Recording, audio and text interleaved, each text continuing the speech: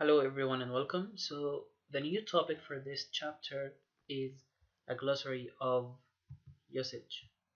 So here we have lots of grammatical structures that we need to differentiate between during our writing, right? So the first thing, let's start by the easiest part, which is the difference between a and an. And as you've studied before, that these are called indefinite articles, right? So they refer to general group or idea or a thing. So like for example, when we say we saw a blue jay and an owl, right? So that's referring to a general idea. And um, as we're going to discuss later, that a is used before consonant sounds and n is used before vowel sounds, right? And be careful that we're talking about sounds, not letters. And also make sure that you differentiate between the word accept and accept. So there is difference in meaning here. So the word accept means to like when you approve something, right? Or when it's a verb to receive, right? So here the word accept, but accept here when it's used as a verb, it means to omit or delete, and sometimes it's used as a preposition that works as the word but. So all people came to school except Ahmed. That means but Ahmed. So he's the only one who didn't come.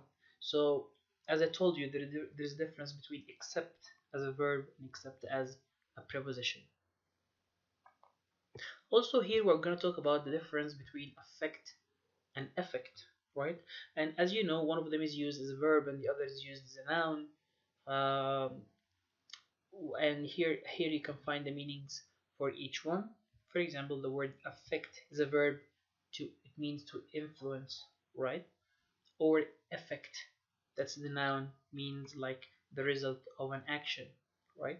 Here, uh, there is nothing in English called ain't. I know that you might hear this word in English songs or public conversation or something like that. That's why it's not standard English. So it's non-standard English. So avoid using it in formal situations. Okay, so let's continue here. We have all the farther, all the faster. So he's telling you here this expression is used in some parts of the country to mean as far as, right, or as fast as. Good. So the non-standard one, the one that you shouldn't say is this is all the faster I can go, but instead of that you can say this is as fast as I can go. Here you have the word alright. It should be separated that way because you shouldn't write it as one word. So be careful of that. We're going to discuss it later in page 747. And concerning the word a lot, you should also separate the two words. Don't write it as one word. So this is the correct usage for the word a lot. Okay, here the word among. And to differentiate between the two words, let's have an easy example here. So if you're sitting in the class between two students, you should use between, because between is used when you're talking about two people or places or things. But when we're talking about the word among, it should be between one and many. Like Ahmad is sitting among his friends. So his friends here are not two, they are more than two. So generally the word between is used when you are stating two people or students, things, ideas, or anything, and among is more than two. As you can see here, the word etc. Of course, etc is an abbreviation for the word etc., and it's a Latin word and means more than this, right? So you can say, well, we'll need paint, brushes, thinner, some rags, etc., which means etc. So you have to put comma, right? And then etc and then full stop. Don't write more than one full stop here, right? And there is nothing called anyways, anywheres, everywheres, or nowheres. This is not standard, right? So we sometimes hear it in some conversations, but it's informal. You can say it while speaking, but it's incorrect grammar. Like that bird is described somewhere, somewhere in this. Also here we have as and like, right? So uh, we will discuss that later in details. And here we have the word, yeah, here we're gonna talk about bad and badly, right? So we took that before in I think using modifiers correctly or something like that, and of course we're going to talk about it in details later. uh, the word beside and besides, right? I forgot the word because. So because here gives the reason of something. So whenever you're saying I didn't go to school because I was ill. So whenever you're giving a reason, use the word because, right? Beside and besides. Beside is a preposition that means by the side of, right? But besides here, it means in addition to. So besides here, it's used as a conjunction. Like besides doing something, I did something else. So that's a conjunction, right? That connects two sentences or words together. But the word beside is a preposition, like I said, beside my friend, like between, like in front of. It's used as a preposition, right? So here, sit beside me on the couch. So you're gonna sit beside him, but beside here is connecting the two sentences, which are besides songs and dances. The show features several comedy sketches, right? And here we've mentioned it before, the difference between and among. And you can have some examples here, uh, like take the seat between Alicia and Noreen in the third row, right? So between two people, but here we use among, like among our graduates, so more than two actually, right? Most people also find it difficult to differentiate between the word borrow, lend, and loan, right? So it's simply borrow. It means to borrow something, to get it for a while, like to borrow a book from the library or borrow some money from your friend. So it means to take. But lend here means to give. If you lend me some money, so you give me some money. And here the loan, the sum of money, it's a noun. Be careful that's used as a noun. And it means the sum of money you get from a bank. In this part, we are going to focus about the difference between bring and take. And they seem to be similar, but they have a bit different meaning, right? Like when we say the word bring means to come carrying something, like to bring your book, that means to go get the book and come, so you carry it and come. But the word take means to go.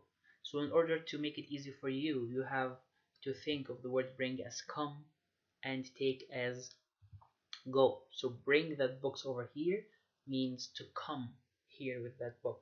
But take this there or take this book there, that means go put it there. So there's a slight difference in meaning here. And the word busted and busted, avoid using these words as verbs, so we cannot use these as verbs here. Use a form of either burst or break or catch or arrest, right? So you can use, here are some examples that can make it easy for you. Even the hard freeze didn't burst, like not burst. When aircraft break, like not bust, the sound barrier, a sonic boom results, right? So here you can use different words instead of these two words. You can use burst, break, catch, or arrest according to the difference in meaning or the intended meaning you want. So here in exercise 1, we're going to do that in the class and we're going to check it. But let me go through the other things like the word can and may. And as you know, can and may and could and must and should and all these stuff are called modal verbs. You can use can to express ability, so you can do something that means you're able to do it. But when you use may, it means you might or you may do. It's 50% situation. I may come tomorrow, that means I might come, I may come or not. So 50% yes, 50% no. Also, you can use the word can in questions to express ability. So can I speak? Can I go to the bathroom? Can I do whatever you want? But may is expressing possibilities if it's a normal sentence, like I may join the English drama this week. Or sometimes it's used to ask for permission, like may I go to the bathroom, as I told you? So that's permission, right? So here the usages of may are two. You can use it for possibility and permission, and can be used for ability. The word could have, it's incorrect to use the word of with all modal verbs, not only could. So had, also avoid using had of, could have, should have, would have, might have. All these are called modal verbs. We should put directly after the infinitive form of the verb, right? So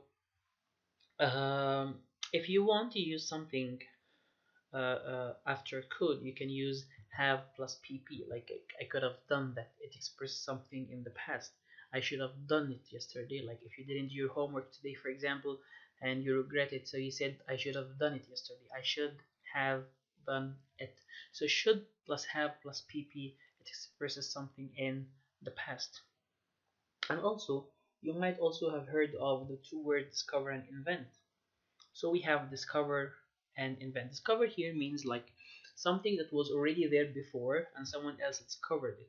So no one knows about it, and someone comes to discover it, like the word like America, for example. Um, so here we can say that someone discovered America. It was there before, and he discovered it. That means no one knew about it and he discovered it. But the word invent here, that means to create something that wasn't there before, like Graham Bell invented the telephone, right? Of course, don't and doesn't. Most people have problem in subject verb agreement. So does not is the contraction of, so doesn't is a contraction for does not. So use does not don't with he and she and it. So as I told you before, this is subject verb agreement, and we studied that before in using verbs correctly, right? So it doesn't matter, or the trains don't leave or stop at the station, right? We talked about the effect before and everywhere. So nothing I told you anyway or everywhere or something like that. Fewer and less. We use less with uncountable nouns, like I have less sugar in the kitchen today. So here it means we use it with sugar. We cannot count sugar, so we use less. But fewer, I have fewer students than I had yesterday. So I'm comparing actually between things that I can count. Also, the word less is used with singular words, and fewer tells how many, and less tells how much. So it's differentiated. It's differentiated according to countable and uncountable, right? As I told you here, you can say fewer students because you can count students, and we can say here less competition, right? The word good and well, as I told you before, we took that I think in using modifiers correctly, and good is an adjective and well is an adverb. And sometimes we said before that we can use well as an adjective when it means healthy. So how do you feel? I feel well. So here you give a description of your health, right? Okay guys, thank you so much for your listening, and see you later inshallah in another episode. See you.